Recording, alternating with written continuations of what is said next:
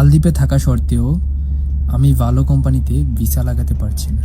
সব জায়গাতেই আমাকে করা হয় অপমান, কারণ আমার পরিচয় আমি বাংলাদেশি। চলমান এই খারাপ পরিস্থিতির জন্য কাকে আমরা দোষারোপ করব? সরকার নাকি আমাদের নিজেদেরকে? ভাই মানলে হয়েছে হিরি বিষয় অন্য কোনো বিষয় ঠিক নেই, কাগজপত্র ঠিক নেই, একটা কাগজে বিষয়ে লাগাই আমাকে কাগজ কাজটাদের ব্যবস্থা করে। তুমি চিন্তা করিও না, ঠিক আছে? মাল দিতে টাকার খেলা, টাকা হইলে সবকিছু মিলে। তুমি আজকে টাকা দিবা, এক সপ্তাহের ভিতরে তোমার সব ডকুমেন্ট তুমি পাই যাবে। তুমি 3 মাস হয়ে গেছে, আমার কাগজপত্র এক্সপায়ার হয়ে গেছে, তুমি এটা কেমনে লাগাই না?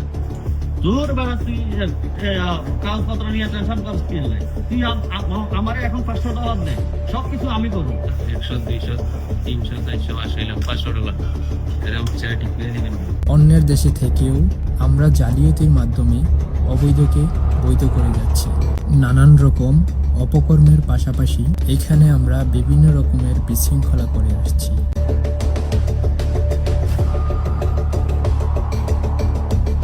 নামটা কি এটা? সাইফুদ্দিন, মনে হয় আমাদের বাংলাদেশি একজনকে। আশেপাশে তো কাউকে দেখা যাচ্ছে না। একটা ভালো একটা কোম্পানি এচার, না জানি লোকটা তারটা কত একটা টেনশনে আছে। ভাই মানিব্যাগটা তো আমার। তোর নাম কি সাইফুদ্দিন? হ্যাঁ, আমার নাম সাইফুদ্দিন। কি কোম্পানি এচার? না, আমি এই গার্ডেনে কাজ করি। এখানে তো দেখা যাচ্ছে আপনি একটা কোম্পানি না না ভাই, আমি এই গার্ডেনে কাজ করি।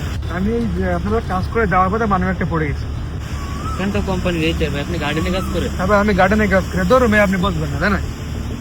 আমরা আমাদের নিজেদের মধ্যেও জালিয়াতি করে থাকি।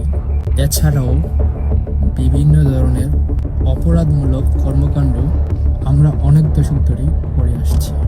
এদেশের সরকার সিদ্ধান্ত নেয় আমাদের দেশের সকল ধরনের ভিসা বন্ধ রাখার, যার ফলশ্রুতিতে এখানে সঠিকভাবে খেটে খাওয়া মানুষগুলো আজ বিনা অপরাধে শাস্তি ভোগ করছে। আজকে এই খারাপ পরিস্থিতির জন্য সম্পূর্ণ দায় আমরা নিজেরাই। কে বা কারা এই অপরাধমূলক কর্মকাণ্ড করছে আমরা জানি আর আমরা দেখি, কিন্তু আমরা এই অপরাধগুলোকে থামানোর চেষ্টা করি না। তাই আসুন আমরা সবাই নিজেরাই শুধরাই, অন্যের দেশে সঠিক নিয়মে বৈধভাবে কাজ করি, আর দেশে থাকা নিজের পরিবারকে সুখে শান্তিতে রাখার চেষ্টা করি। অবৈধকে না বলুন, নিজের দেশের ভাবমূর্তিকে রক্ষা করুন। আর অবশ্যই ভিডিওটি ভালো লাগলে শেয়ার করে সবাইকে দেখার সুযোগ করে দিন।